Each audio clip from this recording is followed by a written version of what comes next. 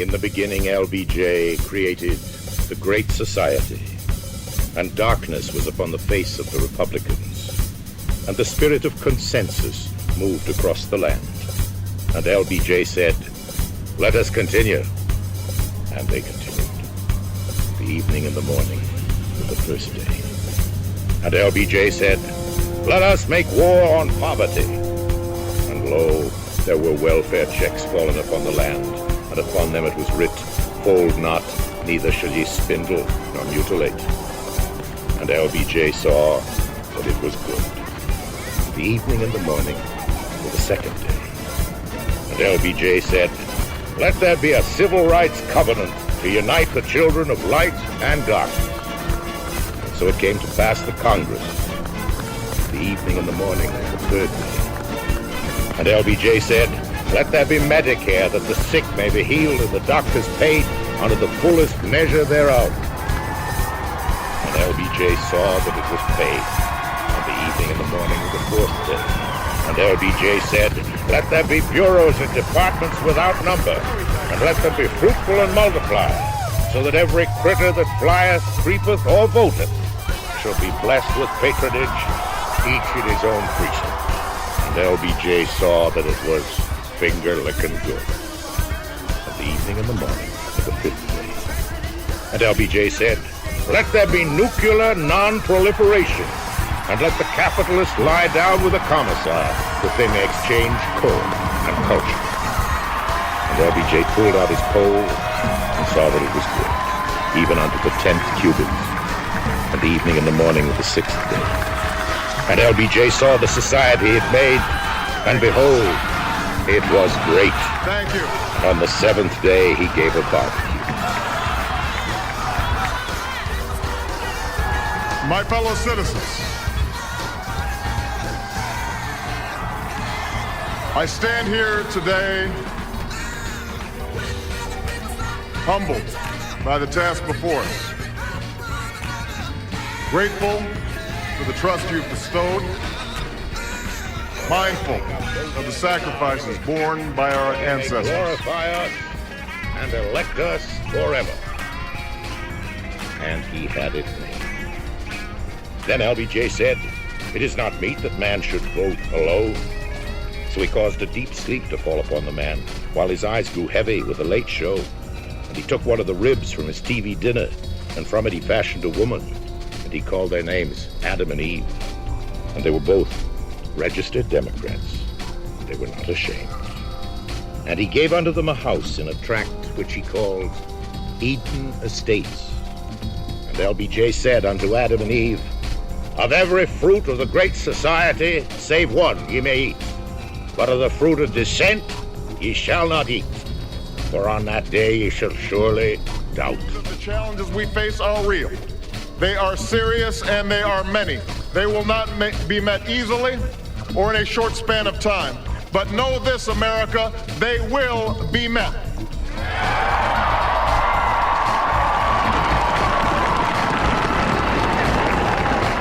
On this day, wherefore did they gather them before the tube? For truly that was the light of the world.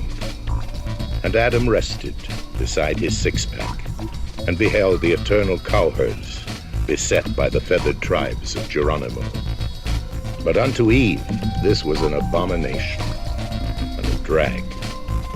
Now did Adam drift off to the land of Nod, and there entered into Eden Estates an intellectual, who was more subtle than any serpent.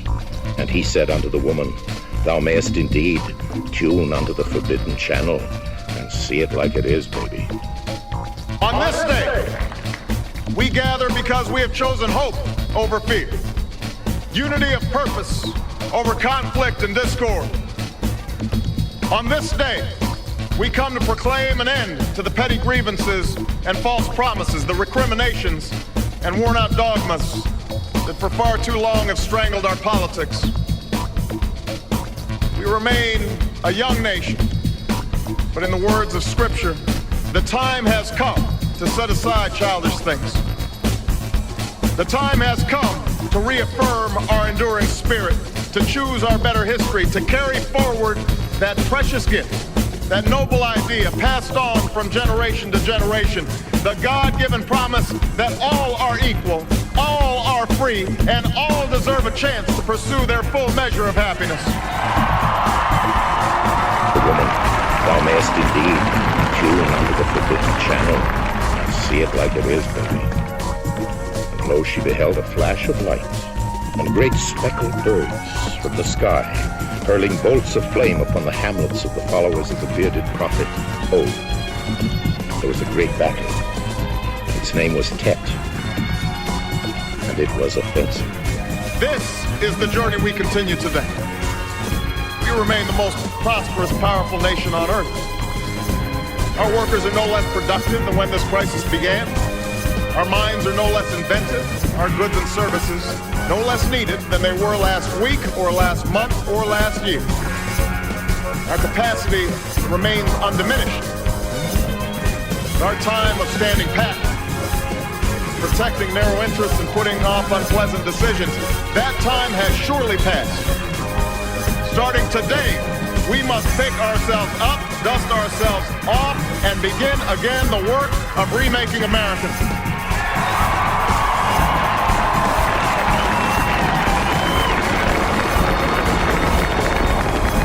Whereupon did the heavens thunder.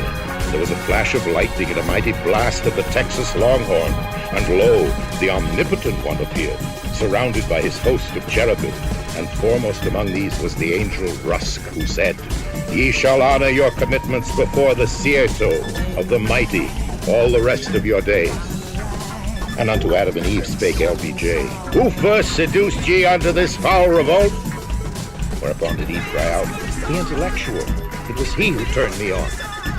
Then did LBJ say unto the intellectual, Because thou hast done this thing, thou art accursed, and thy head shall be of egg. And unto Adam and Eve he said, Because ye have been disobedient, and hearkened unto the dissenter, a surtax shall be laid upon you. Inflation shall be visited upon your heads, and your stocks and bonds shall be brought low.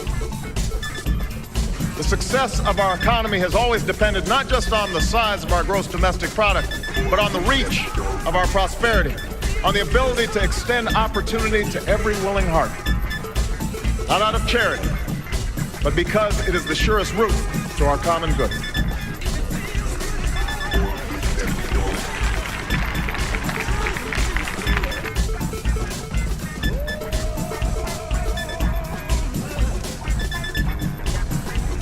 Now the sons of Adam were fruitful. There was affluence in the land. But among the children of the great society there were those whose skins were black. And lo, their portion was niggardly. With the fatted calf they were left sucking hind teeth. They were the pickers of cotton and shiners of shoes. For in the words of the white psalmist, they had plenty of nothing, and nothing was plenty for them. It was decreed that they should sit apart from the seats of the mighty, yea, even unto the restless. Now it came to pass that a prophet rose up amongst them. They called him king. He went unto Pharaoh and said, Let my people go to the front of the bus. Wherefore king assembled a great host. He led them unto the lunch counters of the land, and he asked for bread, and they gave him a stone in the head. He was set upon by fierce dogs, which are the man's best friend. Now the avenging angel Carmichael cried out, Give me some men who are black-hearted men, for ours is the kingdom and the glory and the black power. And the young men girded up their loins, and there were burnt offerings in the streets. And the summer waxed long and hot, and it was the Molotov cocktail hour. And there was a gnashing of teeth and a smashing of windows, and the people descended upon the merchants, and lo, there was instant credit. And the man was wroth, and he smote them with the back of his lash. Then the king spake, Render unto seers the thing that are seers, for what profiteth the man to gain a color television set and lose his soul, brother? The king journeyed to the city of Memphis, where he spake unto the collectors of offal, and he said, Ye shall overcome. But an assassin rose up against him, and he slew the king. Know that America is a friend of each nation and every man, woman, and child who seeks a future of peace and dignity. And we are ready to lead once more.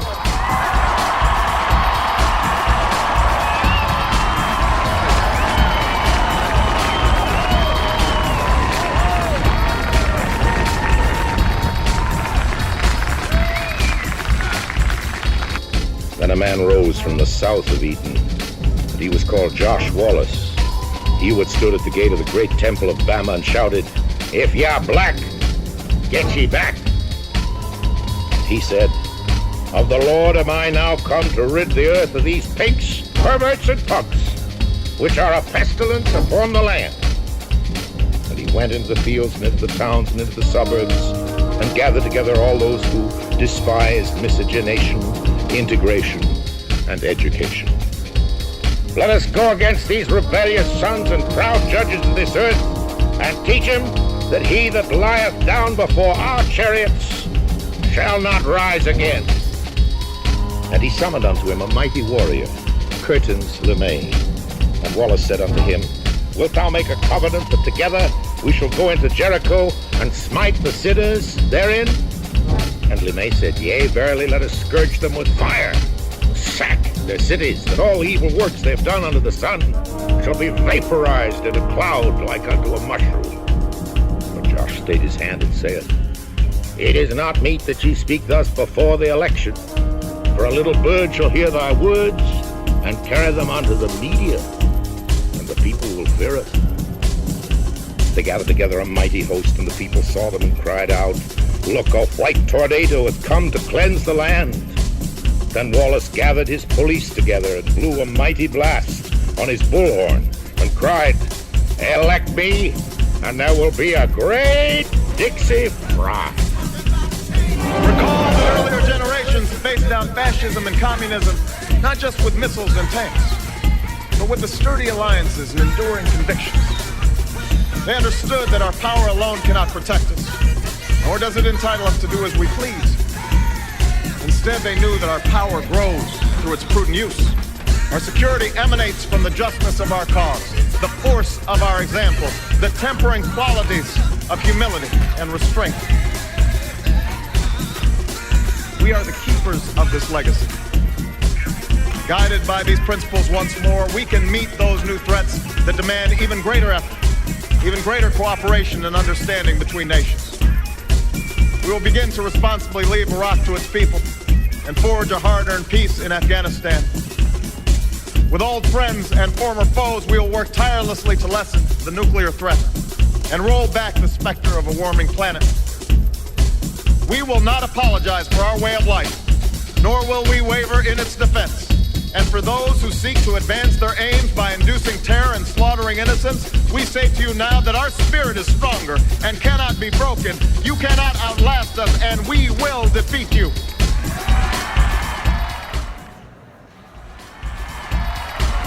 Now before this came to pass, the Lord God planted a garden east of Whittier, a place called Yorba Linda. And a child, Richard, there grew to manhood. And he was righteous, and he took to wife the damsel Pat. And she was righteous. They were righteous together. For they knew not wine nor strong drink, and their status was middle, and they offended not. And the number of their cavities were fewer, and they suffered not irregularity. They were chosen among all men. One day, deep sleep fell upon Richard. There appeared an angel of the Lord, who said unto him, "Fear not, O Richard, for yea, though thy beard be black, and thy jowls pendulous, thou art comely, and glory shall one day be thine." Whence came it that young Richard was filled with the Holy Spirit of ambition? For he was a low potential high achiever, and he tried harder than he might be number one. And the elders asked, "Who shall be our champion, that we may be saved from the scourge of the new dealers?" They read a classified ad upon the tablet saying, "Wanted, future Pharaoh. Pigmentation must not be unseemly, neither shall he partake of the feast of unleavened bread." For they were not equal opportunity employers. Whence came young Richard, and he saith, Yea, verily, I shall sweep the liberals before me, and sting the Democrats with a swarm of wasps. And they found his words gracious, and sent him to the wicked city of Washington. Now it came to pass that Ike ruled over the land, and he summoned young Richard unto him, saying, Art thou clean as a hound's tooth? And Richard went before the media, and cried, I am clean, I am innocent, and my wife weareth a Republican cloth coat. Wherefore did Richard sit at Ike's right hand, and it was a time of peace. And the time that Ike ruled over the land was 8 years. He grew old, wherefore he chose Nixon to reign in his stead, saying, Kings are not always wise. For we know that our patchwork heritage is a strength, not a weakness. We are a nation of Christians and Muslims, Jews and Hindus, and non-believers. We are shaped by every language and culture, drawn from every end of this earth. And because we have tasted the bitter swill of civil war and segregation, and emerged from that dark chapter stronger and more united, we cannot help but believe that the old hatreds shall someday pass, that the lines of tribe shall soon dissolve, that as the world grows smaller, our common humanity shall reveal itself, and that America must play its role in ushering in a new era of peace. Sometimes they're just there. And Nixon journeyed unto the land of the Latins, but they liked him not and spat upon him. And he journeyed to the land of the false prophet Marx, and he went into their kitchens and spat in their borscht. And when he returned, the people muttered, Is he not overmuch righteous? And there rose up against him a young prophet, John, the tribe of Joseph, a man of many talents, the leader of a mighty clan. And he took Nixon by his beard and broadcast him down. And Richard's heart grew sad, and he walked through the valley of the shadow of the losers. Whence did he hie back unto California, where he strove to be chief, but he was beaten. When the scribes came unto him, he said, Yea, I asked for votes, you gave me the shaft. Woe unto ye, for ye shall not have Nixon to smite around any more. And Richard departed alone. The liberals laughed and mocked him, and he gat no heed, and he died. And he was 4 years. We cannot help but believe that the old hatreds shall someday pass, that the lines of tribe shall soon dissolve, that as the world grows smaller, our common humanity shall reveal itself, and that America must play its role in ushering in a new era of peace. The stickers were brought forth abundantly on the bumpers, and the voice of the candidates was heard in the land. Then the Democrats gathered together their armies to battle at New Hampshire, and the regulars stood on a mountain on the right side, and the dissenters stood on the mountain on the left side, and between was the valley of the generation gap.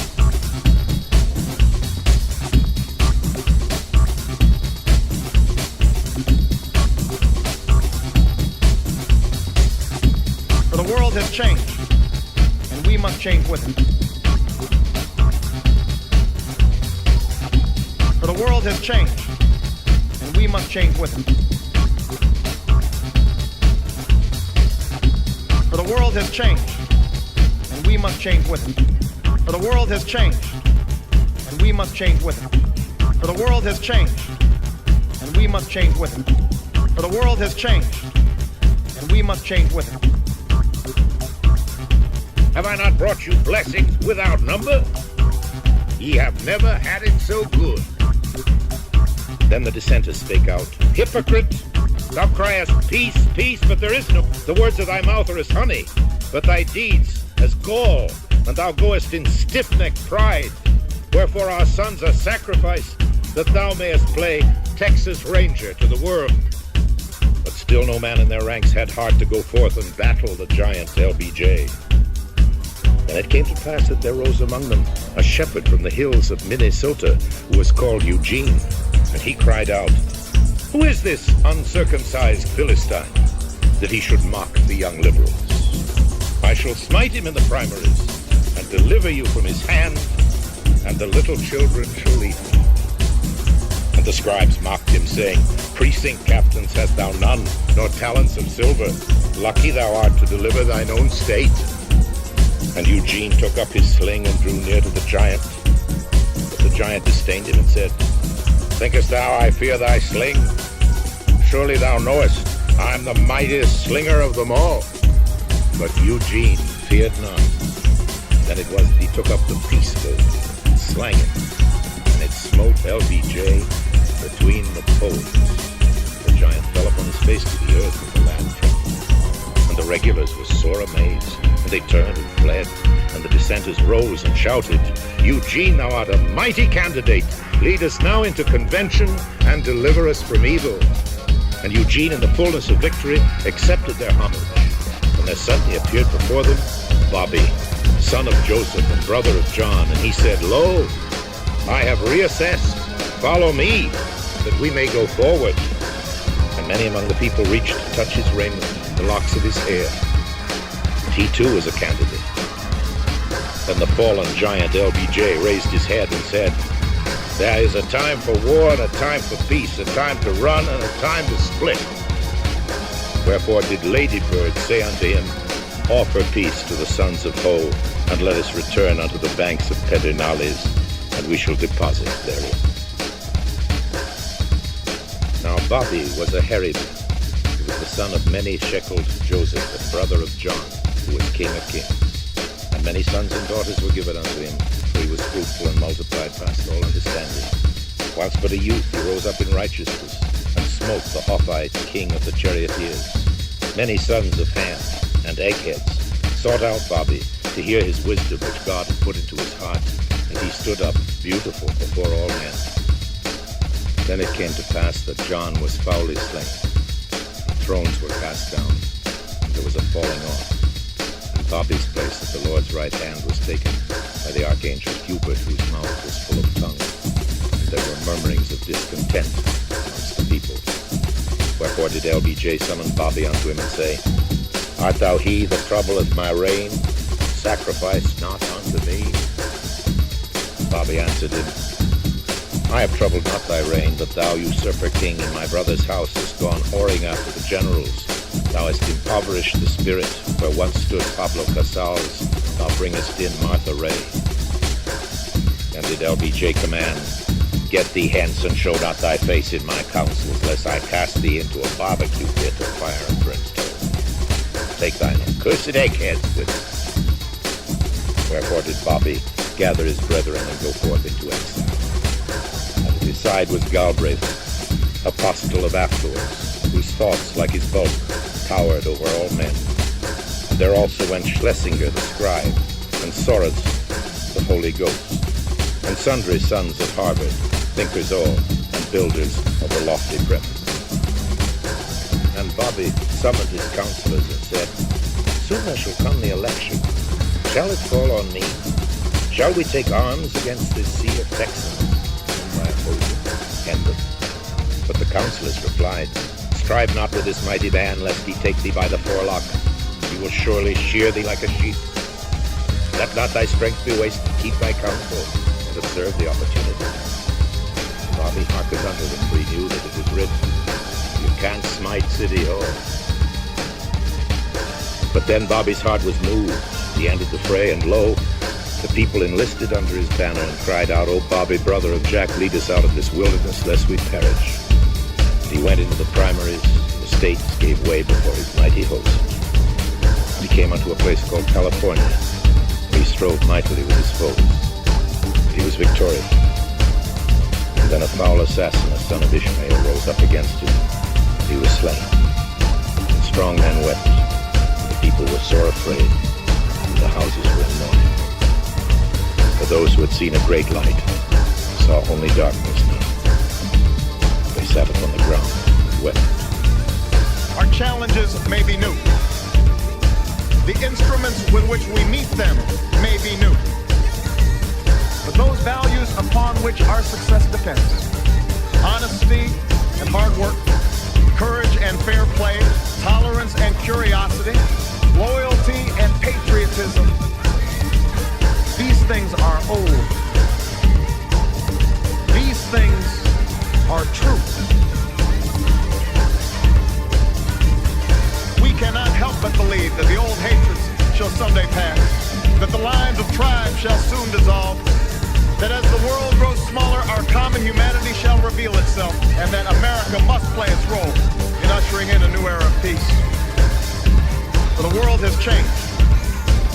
must change with it. For the world has changed, and we must change with it. For the world has changed, and we must change with it. For the world has changed, and we must change with it. For the world has changed, and we must change with it. Thank you. God bless you. And God bless the United States of America.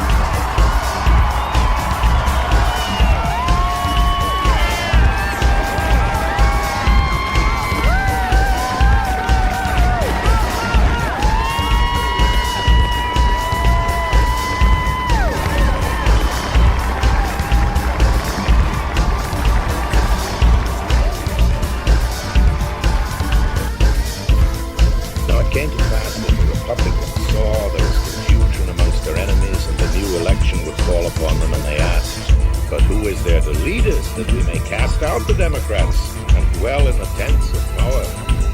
And they searched their hearts. Some amongst them cried out for Romney, the Rambler, but the chieftains beheld him and saw that his brain had been washed.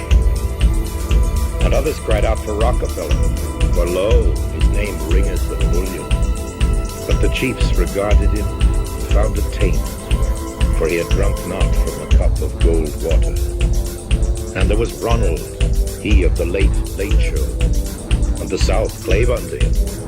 But the delegates cast him forth, for he was not the hero, but the hero's best friend. Wherefore they cried out, "Could we but raise Richard from the dead, we should have a mighty champion and slayer of Democrats."